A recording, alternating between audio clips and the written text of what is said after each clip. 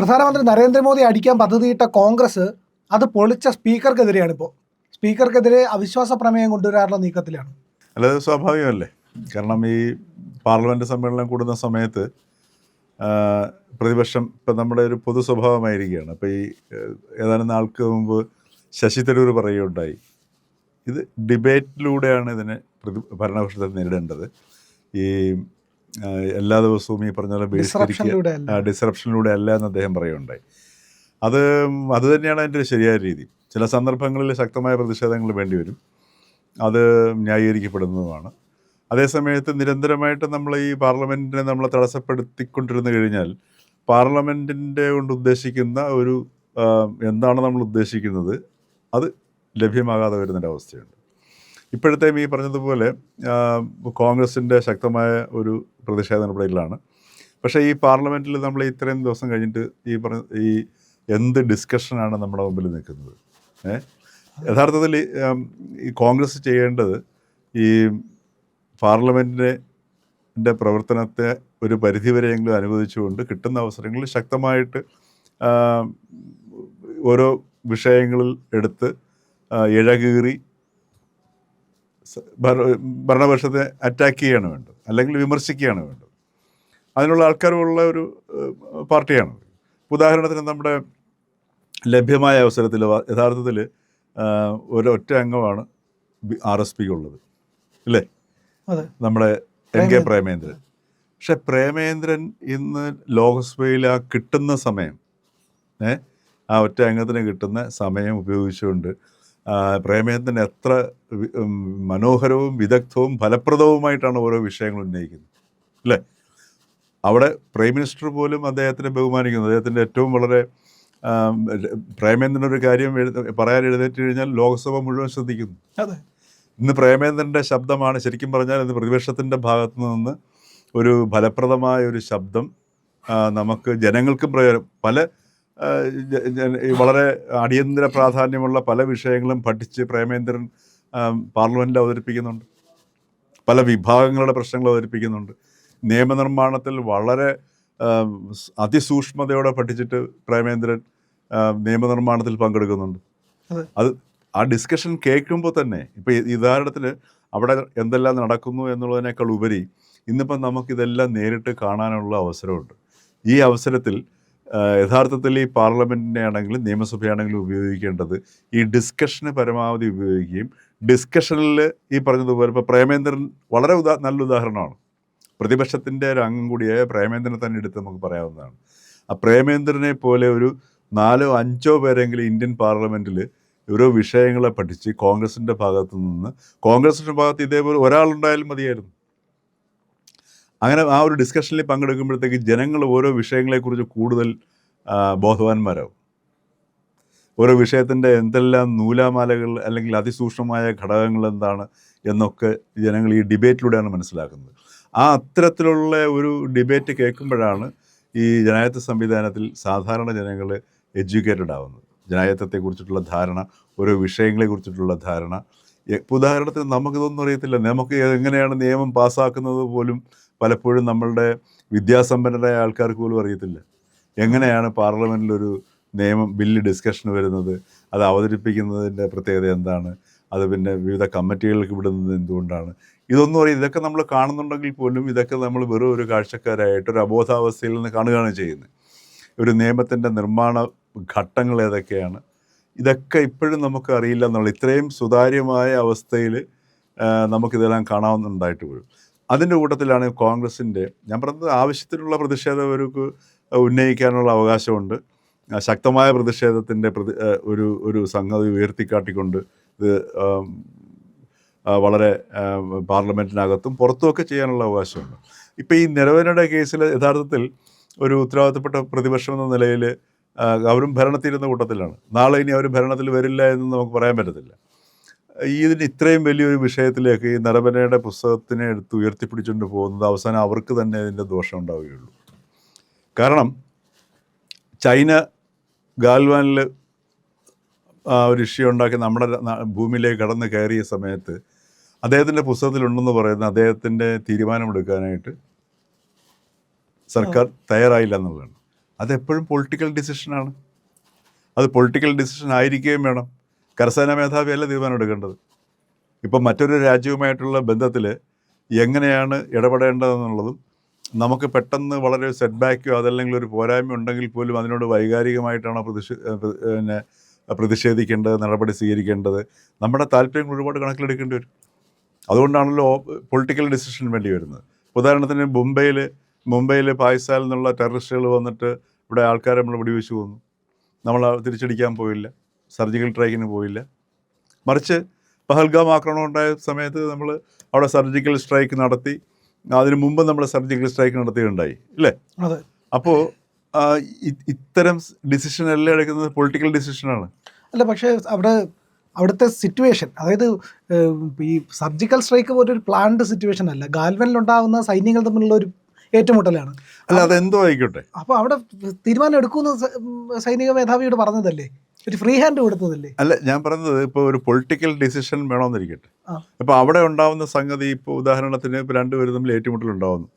അവിടെ ഏറ്റുമുട്ടലുണ്ടാകുന്ന സമയത്ത് ഉന്തം തള്ളുവാണ്. വിശേഷം ഈ അങ്ങോട്ട് ചുറ്റും വെടിവെപ്പ് സംഗതി ഇന്ത്യയും ചൈനയൊന്നും ഇല്ലാത്ത കാരണം പിടിച്ചു തള്ളലും അണ്ണാമ്പിഡ് കോമ്പാക്റ്റാണ്. അപ്പോൾ അതവിടെ കൈകാര്യം ചെയ്യേണ്ട വിഷയമാണ്. പക്ഷെ അതിനേക്കാൾ ഉപരി ഒരു പൊളിറ്റിക്കൽ ഡിസിഷൻ കരസേനാ മേധാവി ഇവരോട് ചോദിക്കുകയാണെന്നുണ്ടെങ്കിൽ, അതല്ലെങ്കിൽ ആ സിറ്റുവേഷനെ ഡീൽ ചെയ്യാനുള്ള എല്ലാ അവകാശങ്ങളും അധികാരങ്ങളും കരസേനാ മേധാവിക്കുണ്ട്. പക്ഷെ ഒരു പൊളിറ്റിക്കൽ ഡിസിഷൻ ചോദിക്കുകയാണെന്നുണ്ടെങ്കിൽ സ്വാഭാവികമായിട്ടും അതിൻ്റെ ലക്ഷണവും ലെവലും ഒക്കെ മാറും. അപ്പോൾ അതുകൊണ്ട് ഇപ്പോൾ നരമ്പനയുടെ ആ പുസ്തകത്തിൽ അങ്ങനൊരു സംഗതി ഉണ്ടായില്ല എന്ന് പറയുന്നതിനെ വളരെയധികം ഉയർത്തി കാട്ടുമ്പോഴുണ്ടാകുന്ന കോൺഗ്രസ്സിന് തന്നെ ഭാവിയിൽ ഉത്തരം പറയാൻ പറ്റാത്ത ചില സാഹചര്യങ്ങളിലേക്ക് അത് നീങ്ങും. അപ്പോൾ യഥാർത്ഥത്തിൽ ഇതൊരു സഭയ്ക്കകത്ത് ഇഷ്ടംപോലെ വിഷയങ്ങൾ വേണമെന്ന് വെച്ച് കഴിഞ്ഞാൽ ചർച്ച ചെയ്യാനായിട്ട് കോൺഗ്രസ്സിനുണ്ട്. വളരെ ഉദാഹരണത്തിന് ഇപ്പം നമ്മുടെ ഈ ട്രേഡ് ഡീലിനെ കുറിച്ചിട്ടുള്ള അത്യാവശ്യം യൂറോപ്യൻ യൂണിയനുമായിട്ടുള്ള കരാർ നമ്മുടെ മുമ്പിലുണ്ട്. അമേരിക്കയായിട്ടുള്ള കരാറിന് ഇപ്പം സംയുക്ത പ്രസ്താവനയോട് നമുക്ക് വരികയും ചെയ്തു. ഇതിനകത്ത് ഒട്ടേറെ പ്രത്യക്ഷത്തിൽ വളരെ അനുകൂലമായൊരു 2 ട്രേഡ് ഡീലുകളാണ് നമ്മുടെ മുമ്പിലുള്ളത്. അതോടൊപ്പം തന്നെ ഇന്ത്യൻ കർഷകരുടെയും അതേപോലെ ഡയറി മേഖലയിലുള്ളവരുടെയൊക്കെ ചില താല്പര്യങ്ങളെ സ്വാധീനിക്കുന്ന അല്ലെങ്കിൽ അവരുടെ താല്പര്യങ്ങളെ ദോഷകരമായി ബാധിക്കുന്ന വിഷയങ്ങളൊക്കെ നമുക്ക് വേണമെങ്കിൽ വായിച്ചാൽ അത് കാണാൻ പറ്റും. അപ്പോൾ അത്തരം വിഷയങ്ങളായിരുന്നു ചർച്ച ചെയ്യേണ്ടത്. അതിനെന്ത് നടപടികൾ സ്വീകരിക്കുന്നു? അപ്പോൾ അങ്ങനെയുള്ള ഒരുപാട് ഈ ക്ലാരിറ്റി വരേണ്ട മേഖലകൾ ഇപ്പോഴും നമുക്ക് അതിനകത്തുണ്ട്. ഡയറി പ്രോഡക്ട്സിനെ ബാധിക്കില്ല എന്നാണ് പറയുന്നത്. ബാധിക്കില്ല എന്നാണ് പറയണേ. പക്ഷെ എന്നാൽ പോലും നമുക്ക് അതിനകത്ത് പൂർണ്ണമായിട്ട് നമുക്ക് ആ ഡീലിനെ തള്ളിപ്പറയാൻ പറ്റുന്നില്ല. നമുക്ക് ചില സംശയങ്ങളവിടെ വരുന്നുണ്ട്. ഇത് പ്രത്യക്ഷത്തിൽ മൊത്തത്തിൽ നോക്കിക്കഴിഞ്ഞാൽ ഇന്ത്യക്ക് വളരെ അനുകൂലമായ ഒരു സാഹചര്യം ഒരുക്കുന്നു. വിശേഷിച്ച് കേരളത്തിനെ സംബന്ധിച്ചിട്ട് അതിഗംഭീരമായൊരു സാധ്യതകളുടെ വലിയ വാതിലുള്ള തുറന്നിട്ടിരിക്കുന്ന സംഗതി. പക്ഷെ എന്നിരുന്നാൽ പോലും ചില മേഖലകളിൽ നമുക്ക് ചില സംശയങ്ങൾ, ഗ്രേ ഏരിയാസ് എന്ന് പറയുന്ന ഏരിയാസ് ഉണ്ട്. അത് വിശേഷിച്ചും ഉത്തരേന്ത്യയിലെ കർഷകരെയും മറ്റുമൊക്കെ സ്വാധീനിക്കുന്ന അല്ലെങ്കിൽ അവരെ നേരിട്ട് ബാധിക്കുന്ന ചില വിഷയങ്ങളാണ്. എന്തുകൊണ്ട് ഇത്തരം വിഷയങ്ങൾ അത് വളരെ ഗുരുതരമാണെങ്കിൽ അത് ചർച്ച ചെയ്യാൻ പാടില്ല? അങ്ങനെയുള്ള ചർച്ചയിലൂടെ മാത്രമല്ലേ അപ്പോൾ ഗവൺമെൻറ് സ്വാഭാവികമായിട്ട് മറുപടി പറയാൻ ബാധ്യസ്ഥരാകും. അപ്പോൾ ഈ രീതിയിലുള്ള ഒരു പ്രതിഷേധത്തിലേക്ക് കോൺഗ്രസ് പോകേണ്ടതായിരുന്നു. പക്ഷേ അതിപ്പം മറ്റൊരു തരത്തിലേക്ക് പോകുന്നു. ഇപ്പം സ്പീക്കറെ മാറ്റാനായിട്ടുള്ള പ്രമേയം കൊടുക്കാൻ പോകുന്നു. ഇപ്പം നമുക്കാണെങ്കിൽ ലോക്സഭയിൽ ഇപ്പോൾ കഴിഞ്ഞ 2019 മുതൽ ഡെപ്യൂട്ടി സ്പീക്കറില്ല. അതും യഥാർത്ഥത്തിൽ പ്രതിപക്ഷത്തിൻ്റെ ഒരു നിസ്സഹകരണ പ്രസ്ഥാനത്തിൻ്റെ ഭാഗമായിട്ട് വന്നിരിക്കുന്ന സംഗതിയാണ്. അപ്പം ഈ സ്പീക്കറെ മാറ്റണമെന്നുണ്ടെങ്കിൽ നമ്മൾ ഈ പ്രമേയം അത് കൊടുക്കേണ്ടത് ഡെപ്യൂട്ടി സ്പീക്കർക്കാണ് കൊടുക്കേണ്ടത്. അപ്പം ഡെപ്യൂട്ടി സ്പീക്കർക്ക് ഇപ്പം രാജ്യസഭയിൽ ഇതുപോലെ വന്നു. അന്ന് സ്പീക്കറായിരുന്ന ധൻഖറെ മാറ്റുന്നതിന് വേണ്ടി ഈ പ്രമേയം കൊടുക്കുന്നു. ഡെപ്യൂട്ടി സ്പീക്കർക്ക് കൊടുത്തു. പക്ഷേ അദ്ദേഹം അത് നിരസിച്ചു. അതുകൊണ്ട് ധൻഖർക്കെതിരെയുള്ള ആ ഒരു പ്രമേയം ചർച്ച ചെയ്തില്ല. ഇവിടെ അതല്ല, ഇവിടെ സെക്രട്ടറി ജനറലിനാണ് കൊടുക്കുന്നത്. ഇപ്പോൾ സെക്രട്ടറി ജനറലിന് എനിക്കറിയില്ല, അത് സെക്രട്ടറി ജനറലിന് അത് നിരസിക്കാനുള്ള അധികാരം ഉണ്ടോ എന്ന് സംശയമാണ്. അപ്പോൾ അങ്ങനെ വരികയാണെന്നുണ്ടെങ്കിൽ സ്പീക്കർ ആ സ്ഥാനത്ത് നിന്ന് മാറി ഒരു മുതിർന്ന അംഗത്തെ ചെയറിലിരുത്തിയിട്ട് ഡിസ്കഷൻ നടത്തേണ്ടി വരികയാണ് ചെയ്യുന്നത്.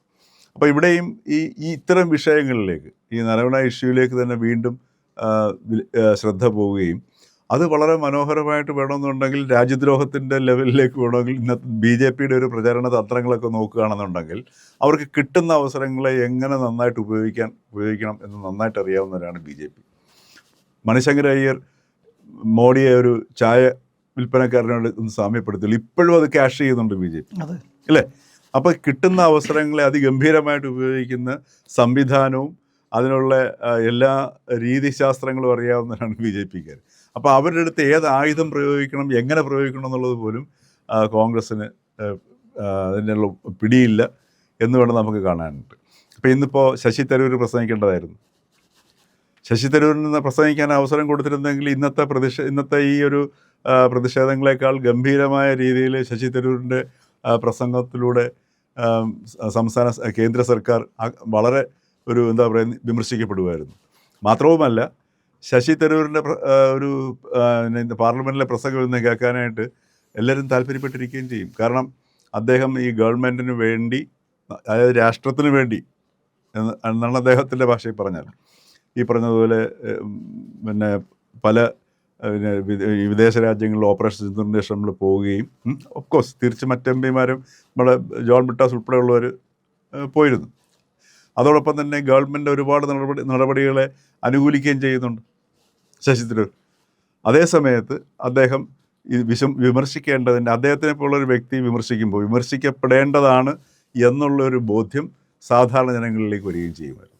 ശശി തരൂർ പിന്നെ ഗവൺമെൻറ്റിനെ അഭിനന്ദിക്കേണ്ട വിഷയങ്ങൾ അഭിനന്ദിക്കുന്നുണ്ട്.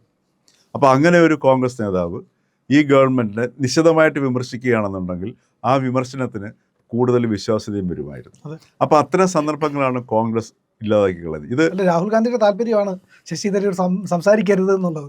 അപ്പോൾ ഇന്ന് ശശി തരൂരിൻ്റെ സമയമാണ് രാഹുൽ ഗാന്ധിക്ക് സംസാരിക്കാനായിട്ട് അദ്ദേഹം കൊടുത്തത്. പക്ഷേ വീണ്ടും നമ്മൾ ലോക്സഭയുടെ നടപടികളെ തടസ്സപ്പെടുത്തുന്ന ഒരവസ്ഥയിലേക്ക് വരുന്നു. നമ്മൾ ഈ സെഷൻ എടുത്ത് നോക്കിക്കഴിഞ്ഞാൽ ഈ ബജറ്റ് അവതരിപ്പിച്ചു, ചില കാര്യങ്ങൾ മന്ത്രിമാരൊന്നും പറയുന്നില്ല, ഒരു ഡിബേറ്റ് നമുക്ക് കാണാനുള്ള അവസരം ഉണ്ടായില്ല. ഇത് ഈ രീതിയിലുള്ള ഒരു പ്രതിഷേധവുമായിട്ട് പോകുന്നത് അത് ഏത് രാഷ്ട്രീയ പാർട്ടിയും, BJP ആണെങ്കിലും കഴിഞ്ഞ പ്രാവശ്യം BJPയും ഇതേ മാർഗം തന്നെയായിരുന്നു തുടർന്നിരുന്നത്. ഇപ്പം നമ്മുടെ ഈ ഒരു പ്രതിഷേധത്തിന് മാത്രമായിട്ടുള്ളൊരിടമല്ല നമ്മുടെ പാർലമെൻ്റ് ആണെങ്കിലും നിയമസഭയാണെങ്കിലും. അതേസമയത്ത് പ്രതിഷേധിക്കേണ്ട സംഭവങ്ങളെ ശക്തമായി പ്രതിഷേധിക്കാനുള്ള ഇടവും കൂടിയാണ്. അപ്പോൾ ഈ ഒരു വിവേചനം അത്യാവശ്യമാണ്. അത് കോൺഗ്രസ്സിൽ നിന്ന് നമുക്കിപ്പോൾ കാണാൻ കഴിയുന്നില്ല. ഇത് കോൺഗ്രസ്സിന് തന്നെ അവർക്കെതിരെ തന്നെ, രാഹുൽ ഗാന്ധിക്ക് പോലും എതിരെ തന്നെ ഉപയോഗിക്കാൻ പറ്റുന്ന ഒരു ആയുധമാക്കിയതിനെ BJP മാറ്റാനുള്ള എല്ലാ സാധ്യതകളുമാണ് നമ്മൾ കാണുന്നത്. പ്രിയപ്പെട്ട പ്രേക്ഷകരെ, നിങ്ങൾ ഇന്ത്യ ലൈവിന് നൽകുന്ന പിന്തുണയ്ക്ക് നന്ദി. നിങ്ങളുടെ പിന്തുണ നമുക്ക് സബ്സ്ക്രിപ്ഷനായിട്ടാണ് ലഭിക്കേണ്ടത്. അതുകൊണ്ട് ഇന്ത്യ ലൈവ് സബ്സ്ക്രൈബ് ചെയ്യുക. ഇന്ത്യ ലൈവിൻ്റെ ലോഗോയിൽ ക്ലിക്ക് ചെയ്താൽ ചാനലിനകത്തേക്ക് പ്രവേശിക്കാനാകും. അവിടെ സബ്സ്ക്രൈബ് ബട്ടൺ അമർത്തുക, ഒപ്പം ബെല്ലൈക്കൺ കൂടി പ്രസ് ചെയ്യുക, തൊട്ടടുത്തുള്ള ബെല്ലൈക്കൺ. അപ്പോൾ നിങ്ങൾക്ക് യഥാസമയത്ത് ഇന്ത്യ ലൈവിൻ്റെ വീഡിയോകൾ നോട്ടിഫിക്കേഷനായിട്ട് ലഭിക്കും. അതുപോലെ വീഡിയോകൾ ലൈക്ക് ചെയ്യണം. ലൈക്ക് ചെയ്യുന്നതോടൊപ്പം തന്നെ നിങ്ങൾ ആ വീഡിയോ കണ്ടതിന് ശേഷമുള്ള അഭിപ്രായങ്ങൾ കമൻറ്റായി രേഖപ്പെടുത്തണം. അതുപോലെ ഷെയർ ചെയ്യണം. മറ്റുള്ളവരോട് ഈ ചാനൽ സബ്സ്ക്രൈബ് ചെയ്യാനായിട്ട് പറയണം.